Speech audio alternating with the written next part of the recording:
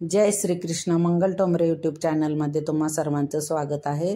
तर ही गरगट्टी भाजी गावरान पद्धतीने केलेली इकडे तयार आहे. बघा ताटामध्ये वाढून घेतली आहे. गरगट्टी भाजी, भेंडीची भाजी, काकडी, कांदा आणि ज्वारीची भाकरी. वाह, एकदम जोरात बेत. तर चला आपण पाहूया, रेसिपीला सुरुवात करू. तर इकडे मी कोवळा चुका छान निवडून धुवून घेतलेला आहे आणि तसंच त्याच्या जोडीला शेपू पण घेतलेला आहे. शेपू पण निवडून धुवून घेतलेला आहे. तर थोडासा चुका हा थोडं जास्त प्रमाणात आहे शेपूपेक्षा, तर कारण चवीला खूप छान लागतं जरासा चुका जास्त घेतला तर भाजी. तर अशा प्रकारे ही धुवून चिरून घ्यायची भाजी. आणि चुक्याची भाजी तर लगेच शिजली जाते, त्यामुळे जास्त बारीक नाही चिरली तरी चालते, पण मी चिरली आहे इकडे बारीक व्यवस्थित. तर अशा पद्धतीने हे चुका शेपू बारीक चिरून घेतलेला आहे. आणि त्याच्यासाठी मी दोन तीन चमचे तुरीची डाळ भिजत ठेवलेली आहे. आणि शेंगदाणे, कच्चे शेंगदाणे ते पण भिजत ठेवलेत. तर आता हे सगळं चिरून झाल्यानंतर आपण त्याच्यामध्ये डाळ आणि शेंगदाणे पण टाकून घेणार. तर बघा, शेपूची भाजी पण खूप कवळी आहे आणि एकदम छान सुगंध येतो तिचा. तर अशा पद्धतीने हे दोन्ही मिक्स करून आणि त्याच्यामध्ये डाळ आणि शेंगदाणे भिजत घातलेले ते पण आपण टाकायचे आणि छान शिजवून घ्यायची भाजी. ही भाजी लगेचच शिजली जाते, जास्त वेळ लागत नाही आहे. आणि खूप गावरान पद्धतीने ही केलेली भाजी चवीला भारी लागते. आणि ही ज्वारीच्या भाकरीबरोबर तर अप्रतिम लागते. तसेच तुम्ही भाताबरोबर पण खाऊ शकता आणि भाकरी आवडत नसेल तर चपातीबरोबर पण खाऊ शकता. तर अशा पद्धतीने आता हे शिजायला ठेवलेली आहे. त्याच्यावर थोडंसं मीठ टाकायचं म्हणजे पटकन शिजली जाते.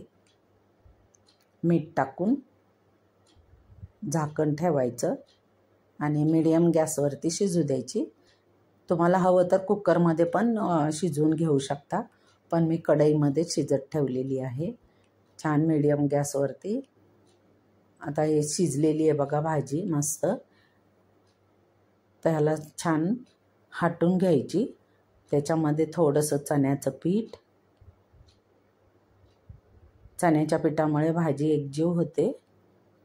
तसेच शेंगदाण्याचे कूट, शेंगदाण्याच्या कूटामुळे भाजीला चव येते. हळद,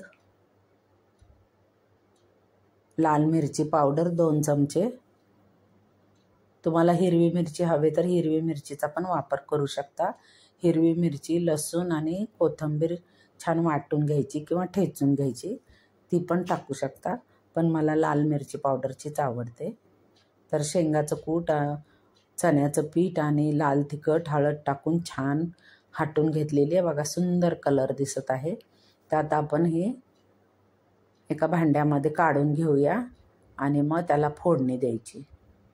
खमंग अशी फोडणी दिली की ही भाजी खूपच भारी लागते. तर गावाकडे ही भाजी आठवड्यातून एकदा नक्कीच होते, शेतामध्ये लावलेलीच असते. तर आता कढई आपण गरम करायला ठेवलेली आहे. त्याच्यामध्ये खूप सारं तेल जरा जास्तच टाकायचं. या भाजीला तेल टाकलं ना भरपूर तर खूप छान लागते भाजी. तर मैत्रिणींनो, तुम्हाला हा माझा व्हिडिओ आवडला तर लाईक करा, सबस्क्राईब करा आणि बेल आयकॉनवरती प्रेस करा. आणि तुम्हाला नक्कीच आवडेल अशी मी आशा करते. त्याच्यामध्ये जिरे, मोहरी, हिंग, तसेच लसूण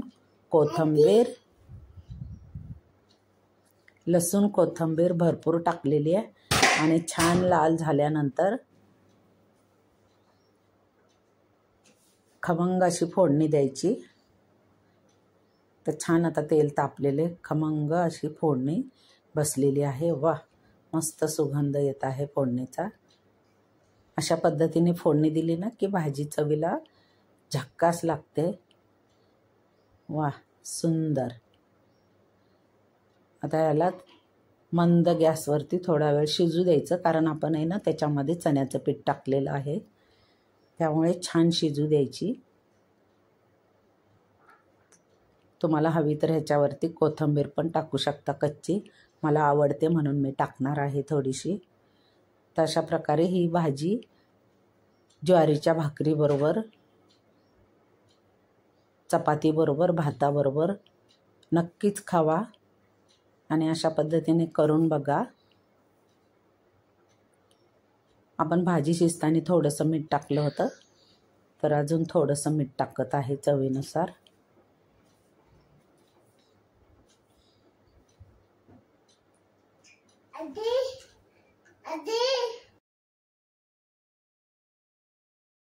तर इकडे आमचा क्रिशू आलेला आहे, आजी आजी करत आहे.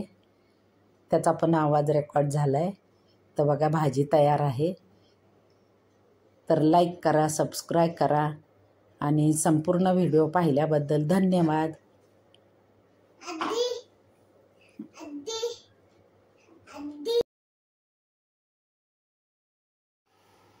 तर असेच नवनवीन व्हिडिओ पाहत राहा आणि खात राहा.